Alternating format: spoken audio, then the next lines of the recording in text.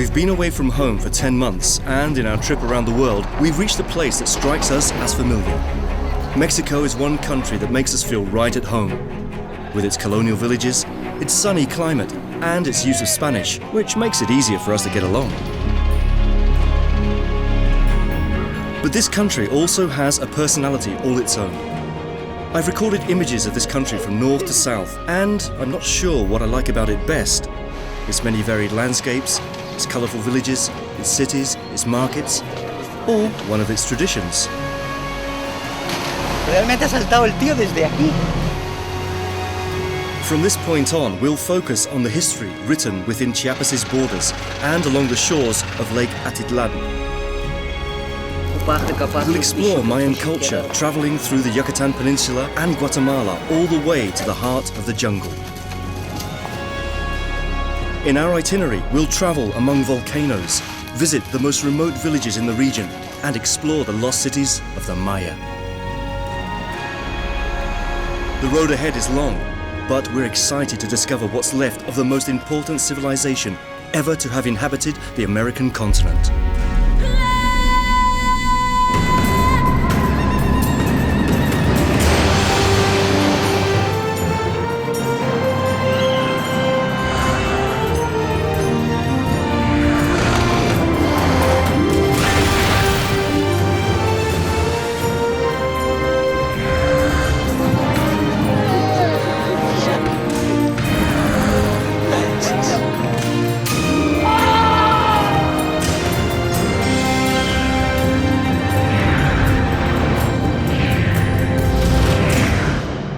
Episode 5.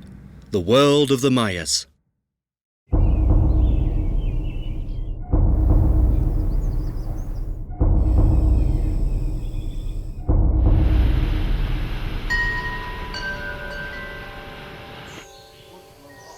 We're about to discover one of the most important civilizations in America.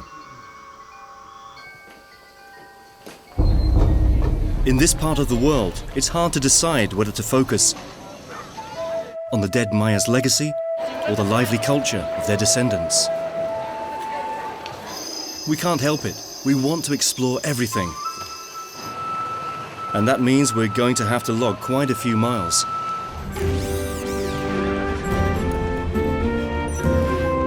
The society built by the ancient Mayan has left its trace throughout the centuries. Its mark is still visible in the Mexican states of Chiapas, Campeche, Mérida, Yucatan, and Quintana Roo, and in countries like Belize, Guatemala, and the western part of Honduras and El Salvador. There are hundreds of ruins and a great number of communities descendant from the Maya. Our point of departure is the magical city of San Cristobal de las Casas. The moment we enter, I get the feeling I'm visiting a freshly painted city. Although, in actual fact, we've just entered one of the first cities ever founded in North America. It's considered the cultural capital of Chiapas, and backpackers from all over the world flock to it.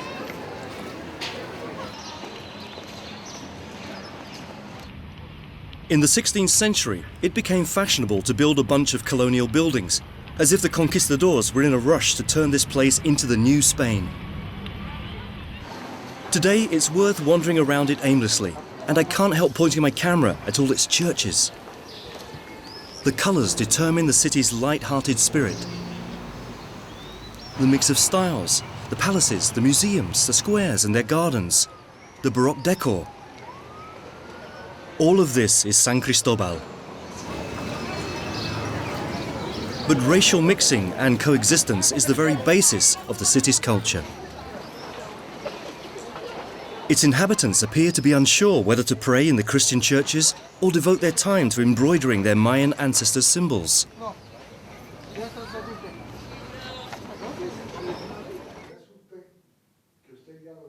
At the Sergio Castro Museum, we find Chiapas's different ethnic communities represented.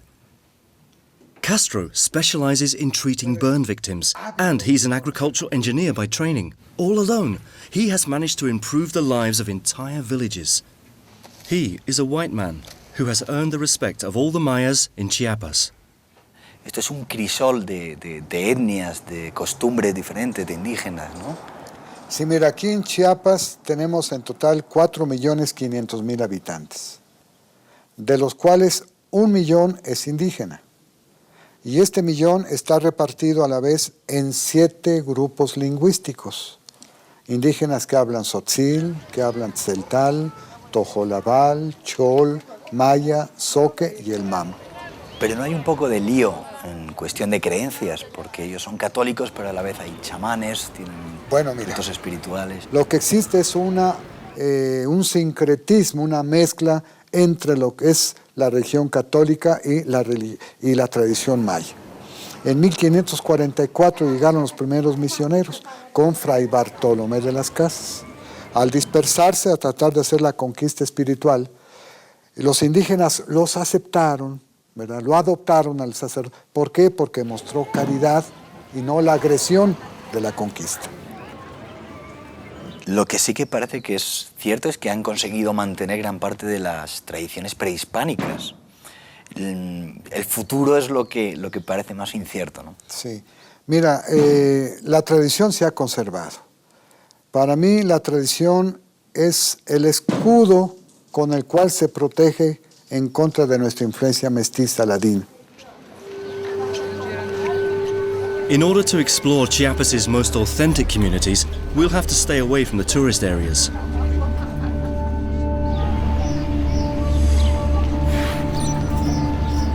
About 6 miles from San Cristobal, we find the first Indian villages, which are populated by an ethnic group called the Tzotzil.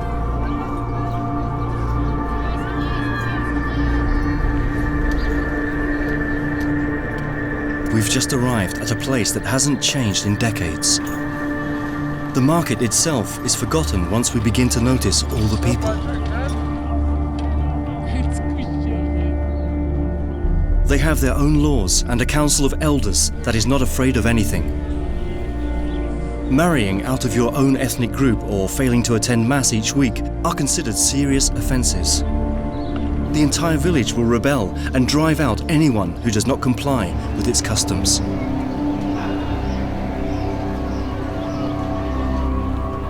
In the Church of St. John the Baptist, ancient Mayan rites are celebrated among the statues of Christian saints. It is strictly forbidden to record any images inside the building. Daring to defy these rules will, in the best of cases, land you in jail. Hay momentos y hay locaciones donde se puede permitir tomar fotografía. En la iglesia, imposible. A las autoridades, imposible.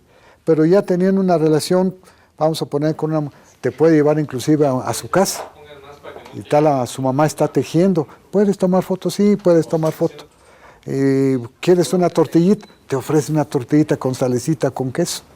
Te dan tu traguito, el posh, que se llama el aguardiente, para que lo pruebes. Entonces hay cierta, te digo, ellos sienten que con el turista, con esa persona que llega a visitarlo, se siente un poquito más de amistad, de relación humana.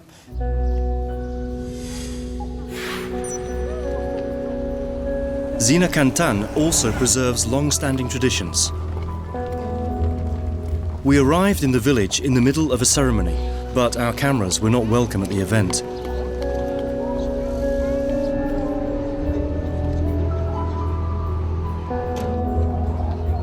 Actually, history has provided them with plenty of grounds for mistrust.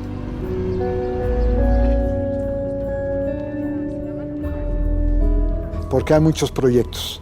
Y mientras tengas proyectos vas a tener vida. Y mientras tenga vida, tratar de hacerlo en beneficio de los demás.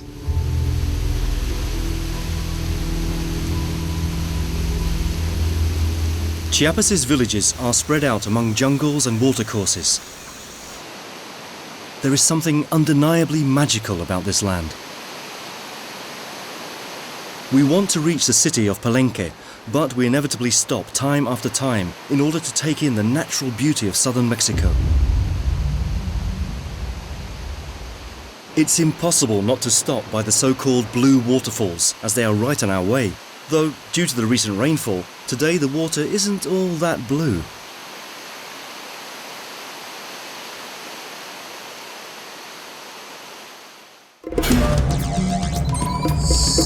This is just the gateway to an extraordinary place. So far on our travels, we've enjoyed exploring the colonial architecture, the Indian villages, and the natural landscapes of northern Chiapas. But now, we are about to encounter the first Mayan ruins on our trip around the world. A century before Jesus Christ was born, on the other side of the globe, Palenque was already being built. It was one of Mesoamerica's most important metropolis. The city grew in height as the various different dynasties succeeded each other. Among its many buildings is the Temple of the Inscriptions, which houses the tomb of Pakal II.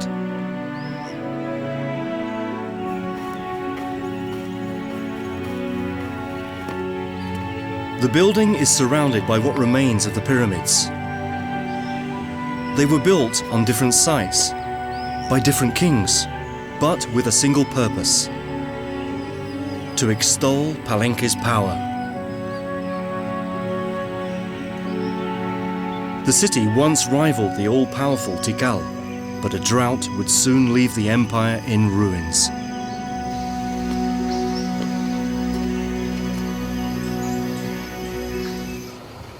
Today, descendants of the ancient Maya continue to inhabit the state of Chiapas, although the cities they now live in are infinitely more modest. We are headed towards a region that extends all the way to Guatemala, but the people who live here know no borders. José Luis has to traverse several jungle paths in order to find the only surviving direct descendants of the Mayan civilization. To them, this place is simply the Lacandon jungle. And this is their home.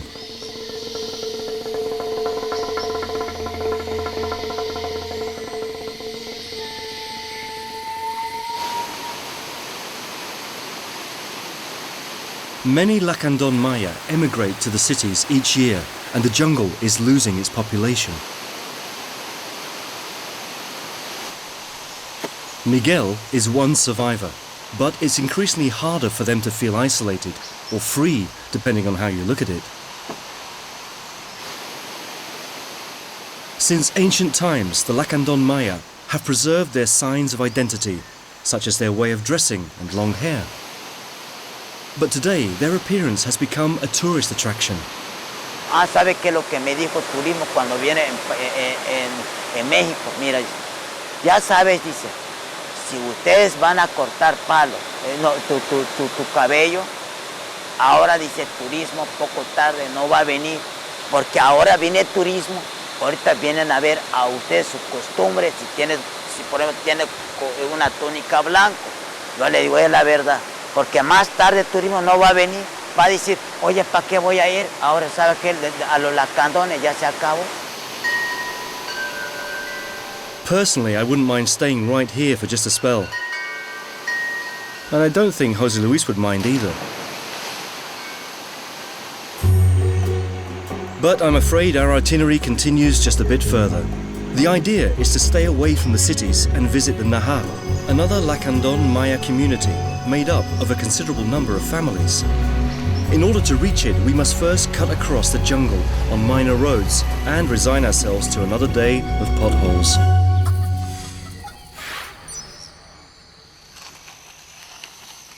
Witch doctors are known as Iloles, and Antonio is the only one left in the village.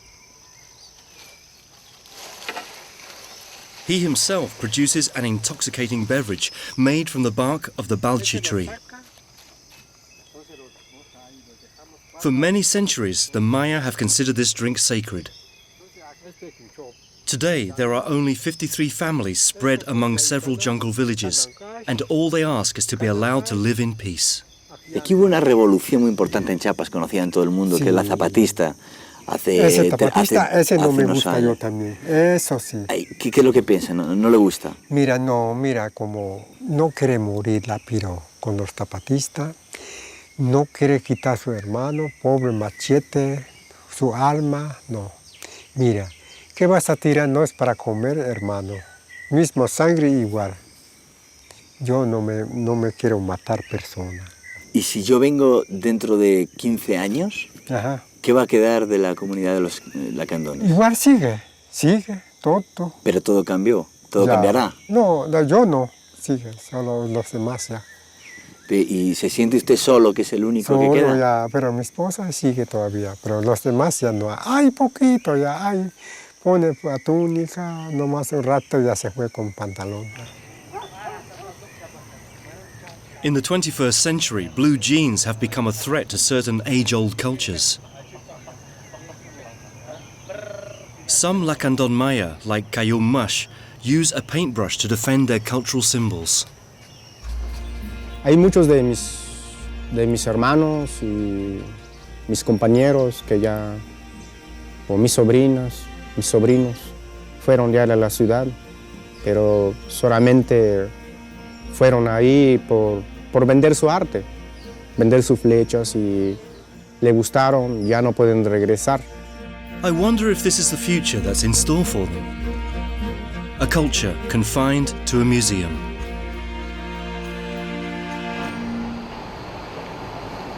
Distances are merely relative when one sets off to travel around the entire planet by car.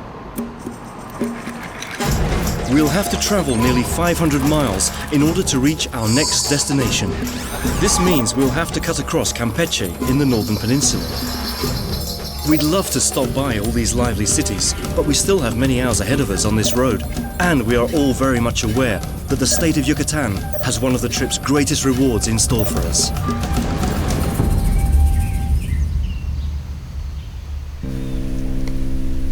Chichen Itza, possibly the best preserved temple complex, dating back to the pre-Hispanic period.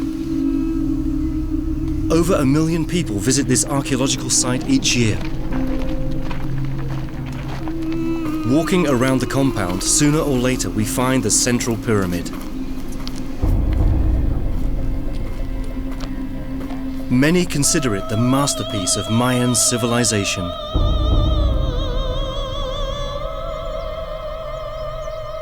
The temple is commonly known as the castle, and it was built in honor of the god Kukulkan, who is portrayed as a feathered serpent that descends upon the earth during the equinox and the solstice. As is well known, the Maya were extremely gifted astrologers.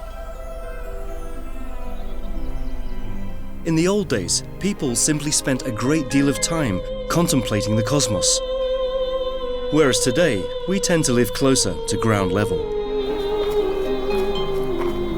In this ball game, participants used to hit a rubber ball with their hips or thighs to try to push it through a stone hoop 23 feet above their heads. This was the NBA 1,500 years ago. According to some theories, the winners were decapitated with full honors. I always said it's really all about how you play the game.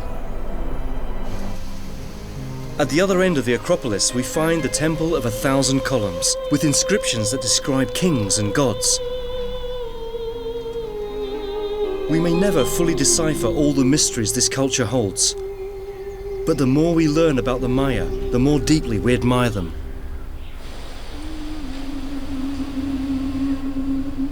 I can't even begin to imagine how amazed the Spanish must have been when they first discovered this site, which today is considered one of the new 7 wonders of the world.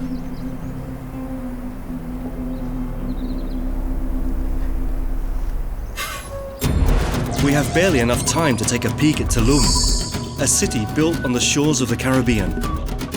Our goal now is to reach the world of the present-day Maya. We'll have to cross another border and travel south across Belize. Then we'll continue through Guatemala until reaching its capital.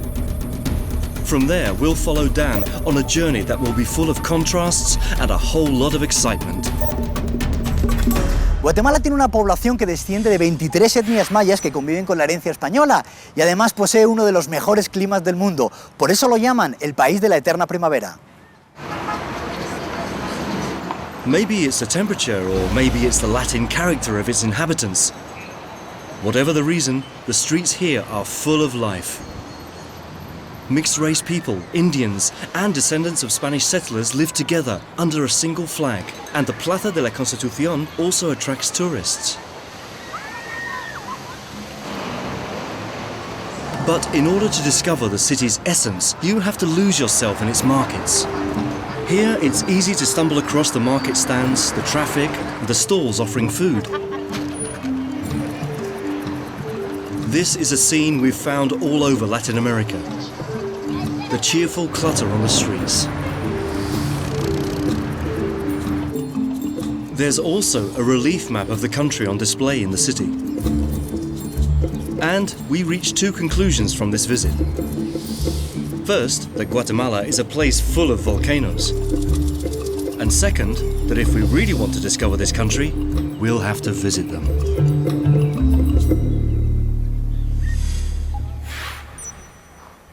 The time has come to climb up Pacaya, the most active volcano in Central America.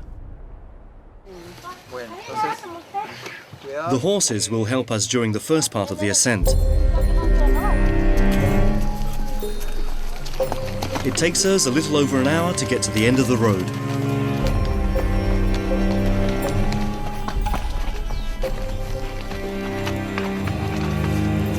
From this point on, it becomes impossible to go on with the animals. If we want to walk on the volcano's slopes, we'll have to continue on foot.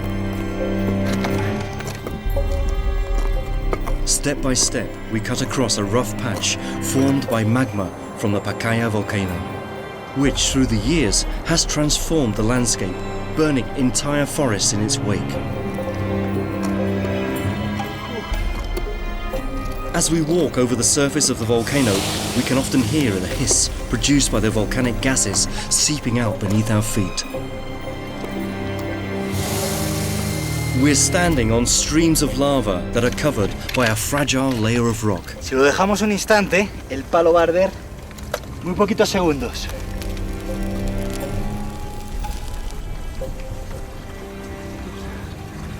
Así ha quedado mi cayado. When I point at it with my camera, all I manage to see is a huge smouldering mountain. It smells of sulfur, and the vapor makes it hard to see.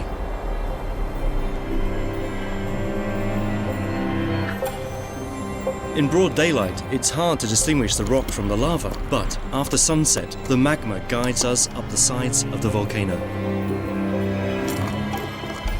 Recognizing danger is the best way to avoid it, although it's hard to resist taking just one more step.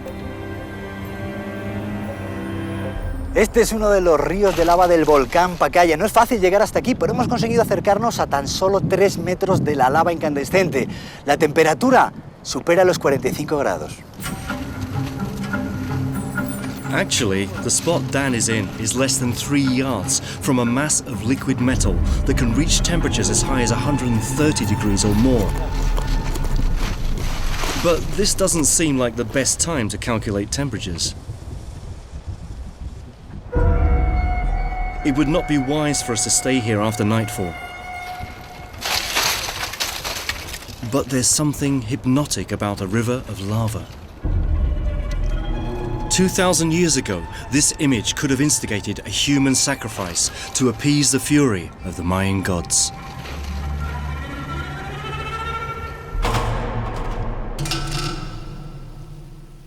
Central America has 2 types of volcanoes, those that are active and those that appear to be dormant. Anyone whose home is at the foot of a volcano in this part of the world has to learn to live with a feeling of uncertainty. The people of La Antigua in Guatemala are very much aware of this threat.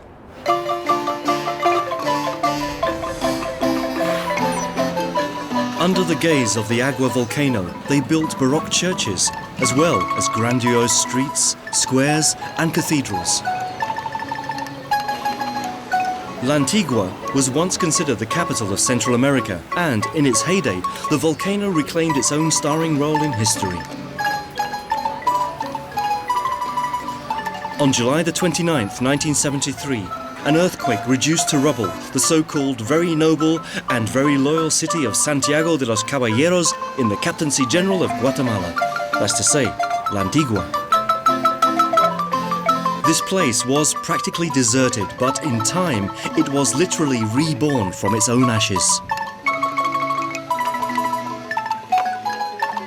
Today, it has become a popular tourist destination.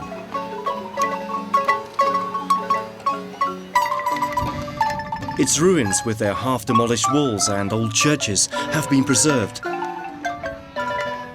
so that no one forgets the volcano could well wake up again. Just over 60 miles from La Antigua, we arrive at a place that is of little interest as far as ruins or volcanoes. What makes it interesting are the men and women who inhabit it. De Chichicastenango no se puede decir que tenga un gran mercado. En realidad, la ciudad entera se transforma en un mercado los jueves y los domingos, y los productos de colores inundan las calles en una de las mayores concentraciones indígenas de toda Latinoamérica. On the site of an old Mayan temple lies the Church of St. Thomas. Once again, Catholic prayers are combined with Indian rituals. They say the sounds of the marimba and their carefree style of clothing makes up for the Guatemala natives' typical shyness.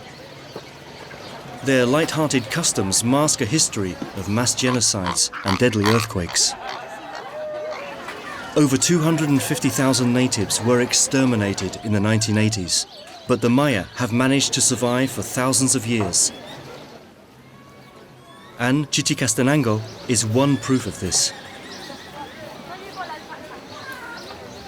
We decide to get lost in the labyrinth of its streets, which is like walking on a huge loom, a native showcase where you can buy colourful ponchos, blankets, or tapestries.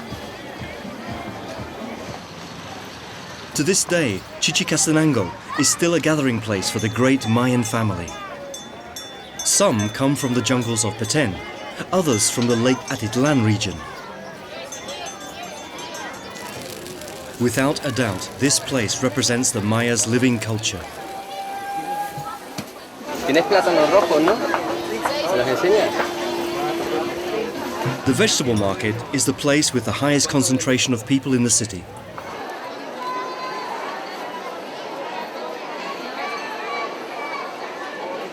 Once here, it's best just to follow the crowds and slip by unnoticed among all the fruit, corn, onion and tomato stalls.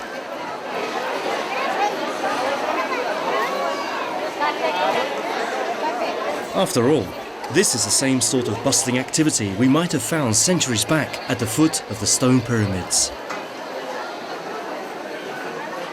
But there is also a place that is far removed from tourism and trade. What I'm talking about is the Chichicastenango Cemetery.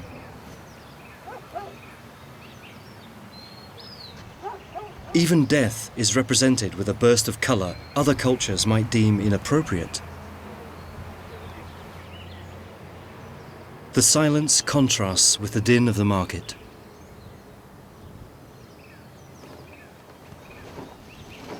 Just now, several families are visiting the cemetery, and the shaman, whom they call Akij, accompany them. They officiate ceremonies that include Christian prayer, pagan rites, and the Mayan language. The families make offerings of coloured candles, incense, tobacco, flower petals, liquor, and copal resin. All of this serves to honour the dead.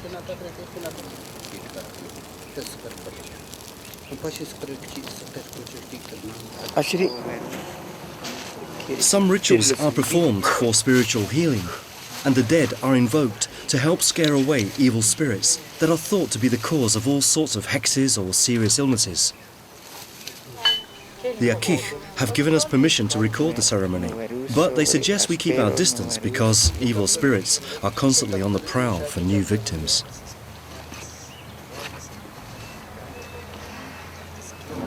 So this is a good time for us to leave Chichicastenango. Ever since we arrived in Guatemala, we feel like we are traveling through a special place where you can walk on volcanoes and get a sense of the history of the last of the Maya. Well, now we are driving towards a place that combines both. A few miles from Chichicastenango, we reach the shores of Lake Atitlan.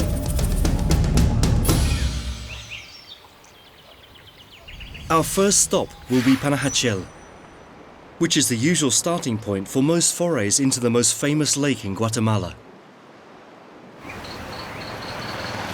This town has grown in the last few years thanks to tourists who are especially drawn to the natives' magical world. The first thing we do is visit what, at first glance, appears to be a minor museum filled with Mayan handicrafts. But what we discover here is a treasure that Lake Atitlan has managed to preserve in its depths for several centuries. The people who used to live between the lake and the jungle have left this legacy behind, and we'll soon discover that this jungle is still inhabited today.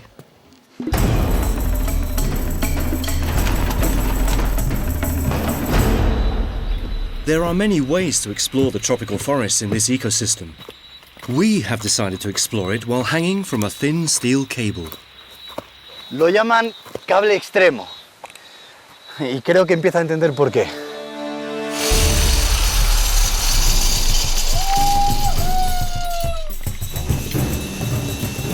It would take us hours to penetrate the Atitlan Nature Reserve's dense vegetation. It's much more practical just to glide over it.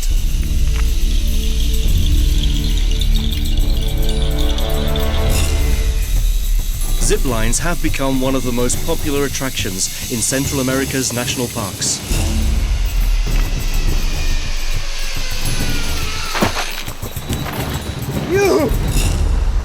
But it's time for us to get back to ground level, or in this case, water level. El San Pedro es solamente uno de los 3 volcanes que rodean el lago Atitlán. La superficie del agua es de 126 kilómetros cuadrados y a su alrededor se han levantado 16 pueblos que forman una de las zonas más paradisíacas de Guatemala. The town of San Pedro sits snugly between the volcano bearing the same name and Lake Atitlan. Some tourists rest their gaze just by sitting by the lake, but we prefer to gain a bit of altitude in order to get an even better view.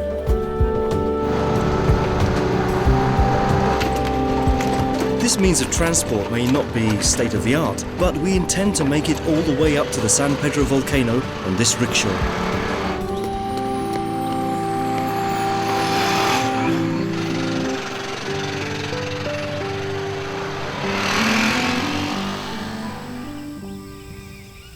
Following our experience in Pacaya, we're grateful for this quiet ride with no rivers of lava or sharp rocks.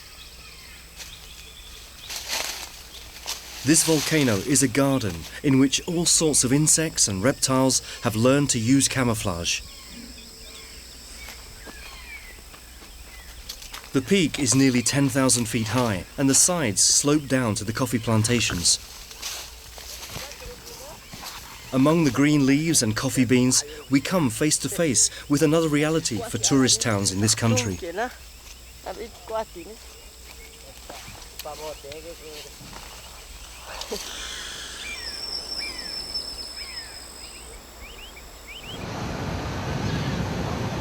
We are headed for Santiago de Atitlan, a town that has succeeded in channeling the influx of foreigners without losing its customs. Or perhaps it's just a way of profiting from cultural tradition.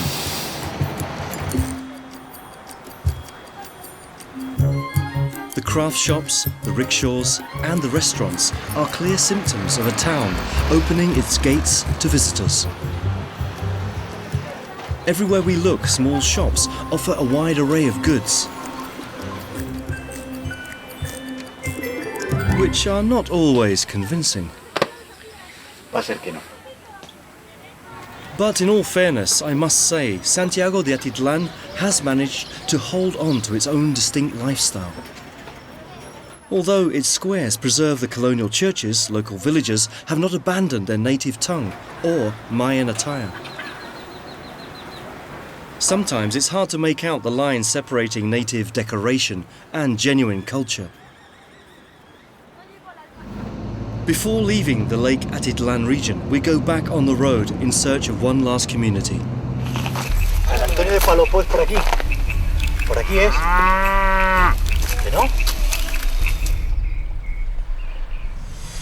With or without help, we managed to reach San Antonio Palopó. It's very close to Panajachel, but it's not featured quite as prominently in the tourist brochures. This is where we'll find some of the quietest streets in the entire region. The women seem to be especially shy in front of the cameras, but in the end we managed to sneak in to see their textile mills.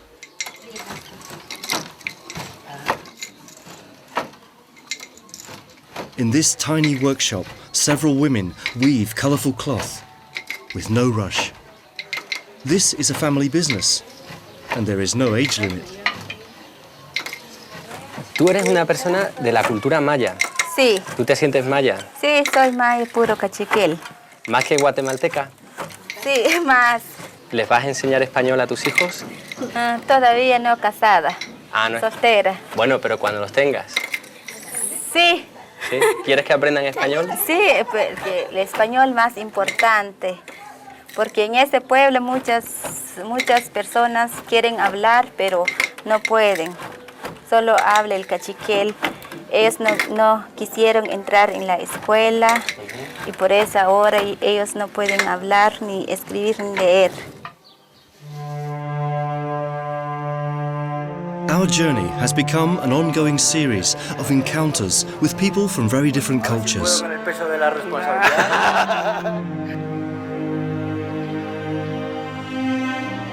At each destination, we must carefully approach people, slowly winning their trust. And sometimes we don't have much time.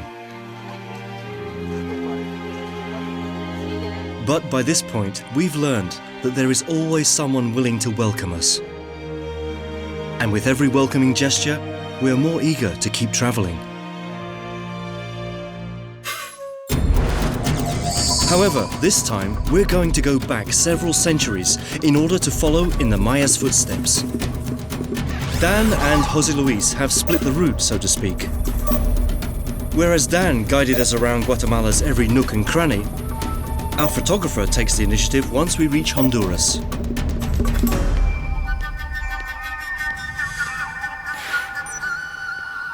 Among the ceiba trees, these ancient stone-paved roads still lead to a rather mystifying place. Huachac Lahum Ubacawil es el extraño nombre de este rey, al que debemos las mejores esculturas y relieves del mundo maya y que dan personalidad única al sitio arqueológico de Copán.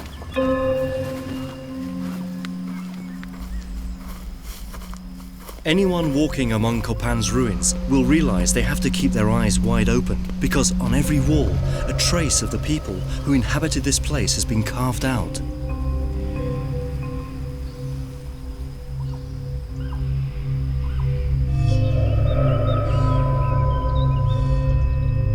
For many archaeologists, the hieroglyphic stairway is a sort of history book, a gateway to the past. Its inscriptions recount the most important events in the city since the 4th century.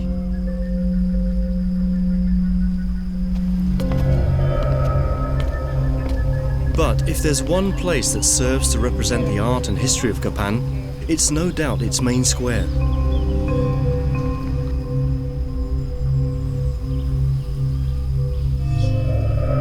The kings and gods sculpted in the rock make us feel humble.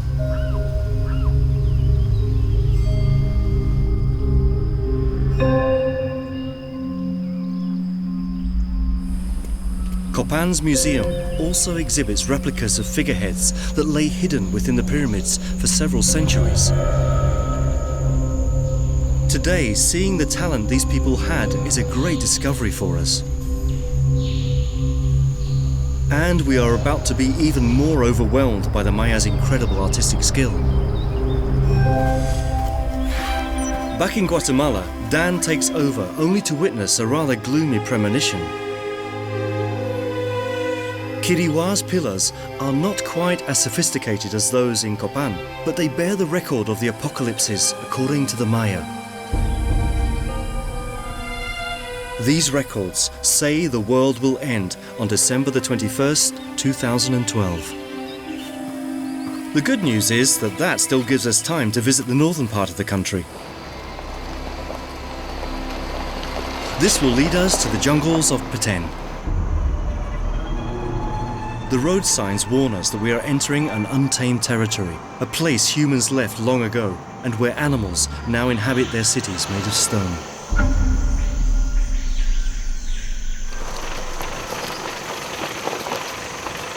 As we continue along the dirt roads, we get the feeling that there is always someone observing us in this jungle.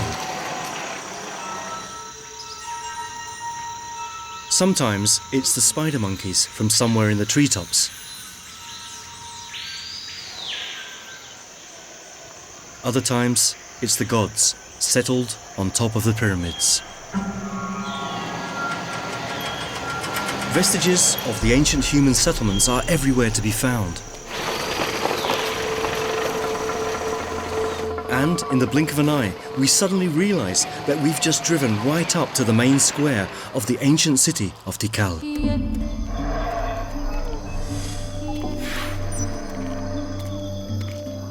This place originally dates back to the year 600 before Christ. But it was Governor Hassau Khan Kawil during the Classic period who made Tikal the most important city in Mayan civilization. In the year 700, construction began on the Temple of the Great Jaguar, which is located in the central Acropolis. His wife's remains rest in front of this monumental sanctuary, inside the Pyramid of the Moon, which completes Tikal's main square.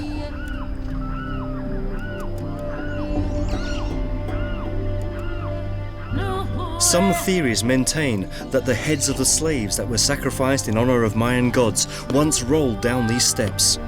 Others affirm that the steps forced people to adopt a reverential posture in honor of the great jaguar.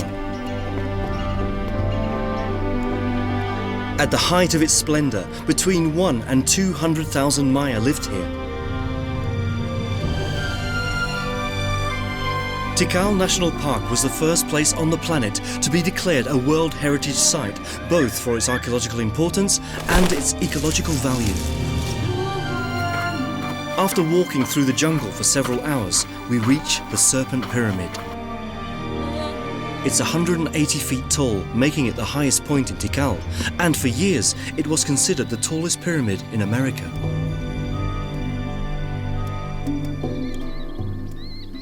But before long, we'll discover there are even taller pyramids.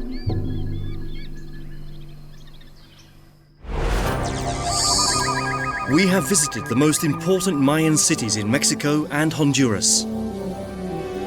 We've also followed the pyramid's trail through Guatemala's inland roads. Beyond Tikal, towards the heart of the jungles of Peten, there's a place that hides the Mayan world's greatest treasure. Carmelita es el último pueblo al norte de Guatemala al que se puede acceder por carretera, pero nosotros vamos a iniciar desde este punto un recorrido muy especial. Son 64 kilómetros a través de la selva, a lomos de un caballo para alcanzar uno de los tesoros mejor guardados del mundo maya, el mirador. In actual fact, we'll need 2 horses, 7 mules, 4 guides and a cook. We're going to ride horseback for several days through a territory with no roads or towns or tourists, a place where you'd better not get lost. Peten is the second largest tropical reserve on the American continent, next to the Amazon rainforest, and we'll have to reach the very heart of the jungle in order to visit the impressive ruins of El Mirador. We spend a great many hours dodging lianas and tree trunks, cutting across a jungle that at times causes an inevitable sense of claustrophobia.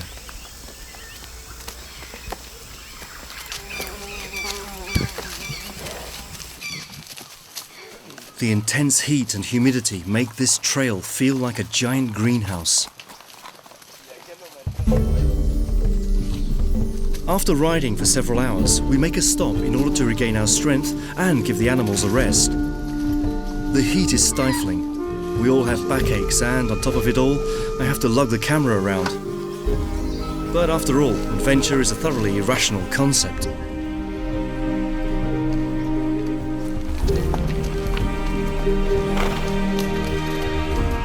Peten is a labyrinth of wilderness, where we encounter no other humans. At most, every now and again, the guides find signs of a serpent among us. Anyone who enters the jungle takes on the risks inherent in a territory full of jaguars, tapirs, and Anopheles mosquitoes. But there are also spots where one feels privileged. By the flowers that grow disproportionately large in the tropics, or under the toucan's gaze. When night falls, we improvise a campsite, and it's time to prepare the next day's plan. Mañana muy temprano vamos a salir aquí. Vamos a caminar 2 horas sobre la calzada. Y después vamos a caminar 3 horas por el camino antiguo. No matter how tired you are, in places like this it can be hard to get to sleep.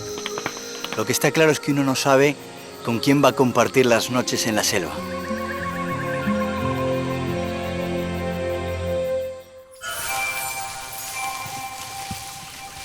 When daylight comes, everything looks different. Something tells me we are fast approaching the city that's hidden in the jungles of Petén. 2,000 years ago, this was a stone road. Today, it's just jungle. But this jungle finally takes us to El Mirador, the biggest Mayan acropolis ever discovered.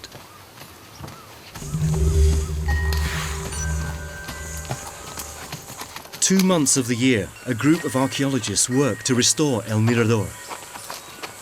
But right now, there is no one here. No security guards, no stalls selling crafts, no busloads of tourists. The one sound that breaks the silence is the clatter of the howling monkeys watching us from the canopy.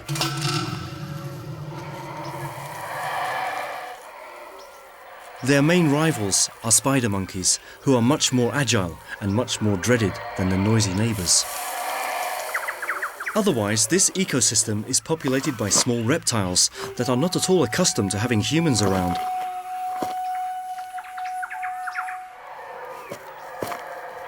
The best way to understand this place is to climb one of its hills, but we suddenly realise that this is not just a stretch of uneven terrain. We have actually just climbed up a pyramid that was built by humans. Hemos realizado un viaje de más de 20 horas cabalgando bajo un calor sofocante, pero por fin hemos encontrado la recompensa. Estamos en el complejo donde se alza la pirámide de Anta, la mayor del mundo maya. Las labores de restauración avanzan poco a poco, pero conviene recordar que entre la maleza de esta selva se halla una de las ciudades más importantes de esta civilización. It will be many years before archaeologists at El Mirador manage to remove the soil and vegetation from these pyramids.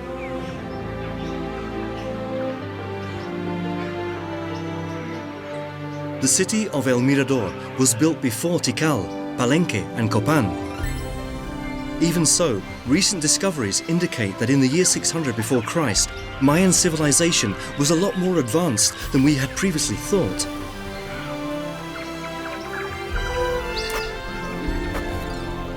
It's a law of life. Rain pours down in a rage, the vegetation grows unrestrained and covers the temples. But this is not so for the Pyramid of the Jaguar. Since Dan has dressed up in that Indiana Jones outfit, let's see if he can find his way round the archaeological site.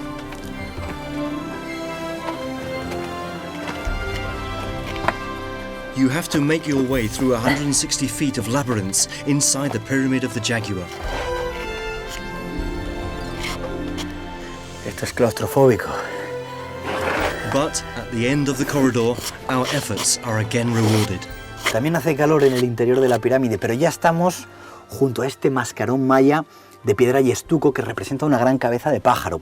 Es el elemento más antiguo del mirador y además conserva la pigmentación roja con la que fue originalmente pintado. This figurehead will no doubt end up in some museum. But for the time being, it's still here, inside a pyramid in the middle of the jungle, a good many miles from any place inhabited by humans.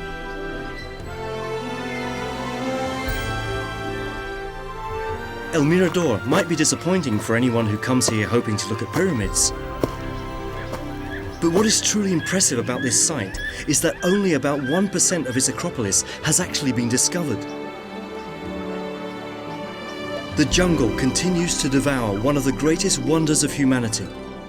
And it might just be a matter of time before the greatest legacy of the lost Mayan civilization is recovered for mankind.